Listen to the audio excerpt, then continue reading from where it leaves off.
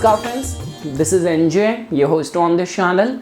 In this video, we will have our discussion on a very important concept from the Ashtakvarga calculations, which can be utilized. This technique can be utilized in order to determine that in which dignity and when planets in the transit are going to be giving you results.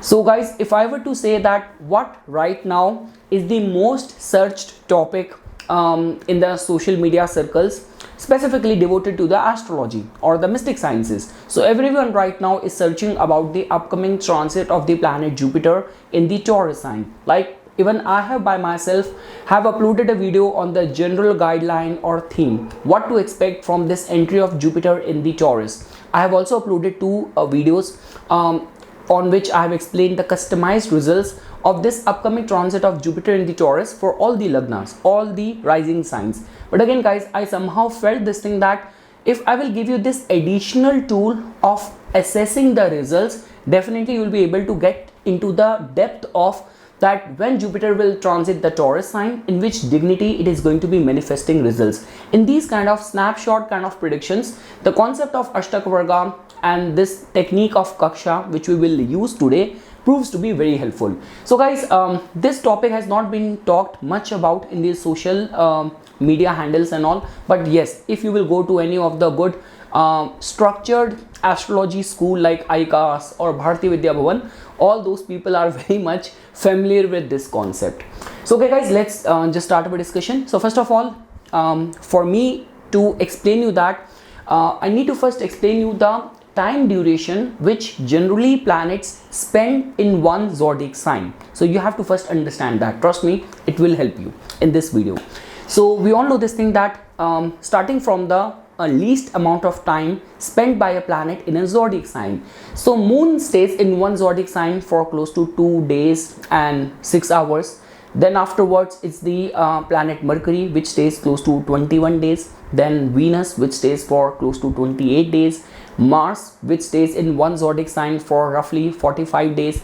Then the planet Jupiter, which stays in one zodiac sign for almost a year. Then comes the planet Rahu and Ketu, which stays in one zodiac sign for 1.5 years. And last, it's the planet Saturn, which stays in one zodiac sign for 2.5 years. Now guys, all what you have to do is that when I use this term Kaksha, which in English can be translated as the class. So what we will be doing in order to determine that is each zodiac sign, you have to divide it in 8 equal parts of 3 degree 45 minutes. And over there, basis the time spent by a planet in one zodiac sign, you will allot the fixed classes or space to the planets. So in this categorization, the very first Kaksha or the class is going to be getting allotted to the planet Saturn.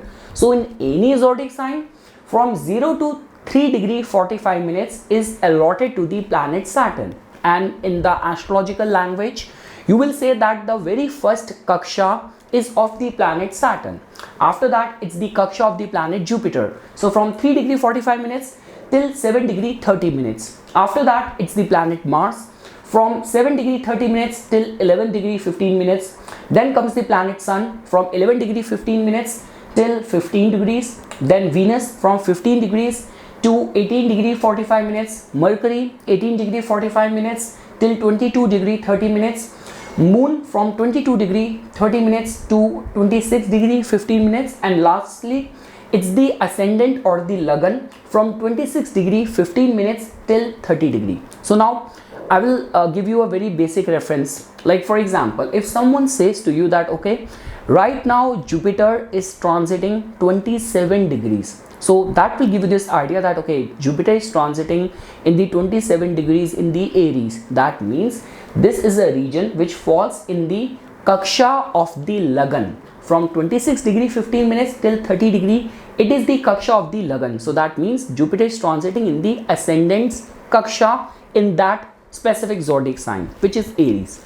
Now let's say for example, if someone tell you that okay, moon is transiting in the 16 degrees of the Taurus sign. So that will give you this indication that, for example, if moon is transiting 16 degrees of the Taurus, so that means 16 degree falls in the Kaksha of the Venus, because from 15 degree till 18 degree 45 minutes is the Kaksha of the Venus. So that will give you this clear indication that okay, moon is in the Taurus, but within Taurus it is in the Kaksha of the planet Venus. So that much I hope will be understood. Now let's shift to the next point. So guys, over here first of all you also have to understand that when we talk about how much time generally planet spend in one Kaksha, like for example, because we have to take into consideration the amount of time which the planet spends in one zodiac sign, so it will vary accordingly. So for example, Sun stays in one Kaksha for 3 days 18 hours, Moon stays in one Kaksha for 6.75 hours, Mars stays in one Kaksha for 5 days 15 hours roughly, Mercury stays in one Kaksha for around 3 days 18 hours, Venus stays in one Kaksha for 3 days 18 hours, Jupiter stays in one Kaksha for 56 days, and lastly Saturn stays in one Kaksha for around 3 months and 22 days. So now this much would have been understood that all what we did is that we divide a zodiac sign into 8 equal parts of 3 degree 45 minutes, and basis the duration spent by a planet in one zodiac sign, the fixed Kaksha has been allotted in that sequence within that zodiac sign, which we divided in 8 equal parts. Now comes the catch of while doing the like for example the predictions, or while doing the any of the transit analysis, how you can use this concept of Kaksha. So guys, that's very simple. Let's take up this reference chart. So in this reference chart, as you can see that the person has got a Aries Lagna. I use this chart so many times. I am sure that you would have known that to which great gentleman this chart belongs to. So I'm just joking. So the person in this reference chart, the ascendant chart, person has got Aries Lagna, Rahu in the first house, Ketu in the 7th, ascendant lord in the 8th, Saturn and Mars, Saturn being the 10th and the 11th lord. Sun is well placed in the 10th house, getting directional strength, and kind of a Saraswati yoga in the 11th house, where Jupiter, Moon, Mercury, Venus, all the naturally benefic planets are there placed in the 11th house. Okay guys, now see the whole concept of doing this analysis, that for example, if in today's video we will be talking about, we will be judging that in which dignity Jupiter is going to be manifesting results for us. So there are 3 categorization of it. The very first category is that you have to first see that in which specific zodiac sign and the house Jupiter is going to be transiting. So definitely Jupiter is transiting in the Taurus. So for different Lagnas, the Taurus sign will fall in some different specific house. So in whichever house Taurus sign is falling, where Jupiter is going to be transiting, how much points in the Ashtakvarga table that house, that sign has got. So that is the very first thing which you have to do. Second thing is that now you have to open the Ashtakvarga of the planet Jupiter, and you have to see that Jupiter in the Taurus, how many points it has given. So guys, for this reference chart, let's say for example, the very first step was that we have to see that okay, Jupiter is going to be transiting in the Taurus for this person in the 2nd house. Now the first point is, let's check how much points in the Ashtakvarga table 2nd house has got, where the Taurus sign is there. So over there you will see 21 points. Now 21 is comparatively considered as less, like anywhere from 25 and above is considered as good. So okay, there's first vulnerability, but we got to know step 1 is clear about the number of points, checking it in the Ashtakvarga. Point number 2 is that now you have to go to the Ashtakvarga of the planet Jupiter, and now you have to see that where the 2 number is coming, where the Taurus sign is coming, how much the total point all the planets have given over there. So if you will see in the Jupiter's Ashtakvarga in the Taurus, down over there you will see total 4 points over there. So what does it tell about? 4 is still slightly less, but it is still not as bad as 3 or 2. So I would say that it is very close to the average. So that is the step number 2. Now comes the step number 3 of the concept of the Kaksha. So now what you have to do is that, so guys, like the way I have already explained it to you, that in the zodiac sign planets have been allotted a fixed kaksha. So let me first do a revision with you, then we will get into the predictive part. So for example, I have also mentioned the transit chart of right now at a time when I'm recording this video, just in order to figure out the that whether you have learned how to determine the kaksha of the transiting planets or not. So for example, in this as you can see that Sun is transiting 27 degree 58 minutes 45. Now what does it tell about that? In which kaksha this Sun in the Pisces is transiting? So we know this thing, the categorization, that from 26 degree 15 minutes till 30 degree is the kaksha of the ascendant. So that means Sun is transiting in the kaksha of the ascendant. Let's take up the case of the Moon. So Moon is transiting in the 6 degree 19 minutes 45 second in the Taurus sign. So all what you have to do is that in which kaksha does Moon is transiting in the Taurus. So from 3 degree 45 minutes till 7 degree 30 minutes is the kaksha of the planet Jupiter. So we can say this thing that Moon is transiting in the Taurus. Within Taurus, it is in the kaksha of the planet Jupiter. So this much is clear. Now let's get back to the chart which we were discussing. So we did the step 1. We first check that how much points wheresoever in your Ashtakvarga table, wheresoever the Taurus sign is falling, how much accumulated total point is there in that house. Step 1. Step 2, in the Ashtakvarga of the Jupiter, how much points Jupiter has given to the Taurus. We get to know the total of that. Now comes the concept of the kaksha. So all what you have to do is that now we know this thing that okay, let's take up the case what is happening right now with the Jupiter for this person. So Jupiter is transiting 25 degrees 27 minutes 50 second in the Aries. So which kaksha is Jupiter transiting? So Jupiter is transiting this 25 degree 27 minutes will fall in the kaksha of the Moon. This much is clear that Jupiter is in the Aries. It's in the 25 degree 27 minutes 50 second, which in the categorization comes and falls in the kaksha of the planet Moon. So all what we have to do is that now we have to go to the Jupiter, because right now Jupiter is transiting in the Aries for this calculation. So Jupiter is in the Aries in the kaksha of the Moon. So we will go to the Jupiter's Ashtakvarga in the Aries. We saw that at the bottom we have got 4 points. Now we will see that how much points Moon has given to it. So if we'll go over there, Moon has given 0 point. So that means that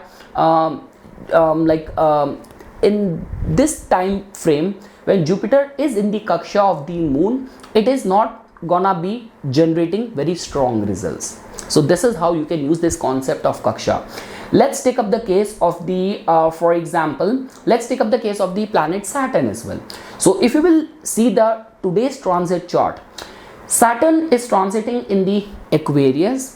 Within Aquarius, it is transiting in the 20 degree 33 minutes 48 second. So what does it mean? So Saturn is in the Aquarius, but it is in the kaksha of the, because from 18 degree 45 minutes till 22 degree 30 minutes is the kaksha of the planet Mercury. So that means Saturn is right now transiting in the Aquarius, but within Aquarius it is transiting in the Mercury's kaksha. So all what we have to do is that we have to first go to the Ashtakvarga of the planet Saturn. We have to see that how much points Saturn has given in the 11th sign, the accumulated total points. So over there we'll get the 2 points, which is not a very good news.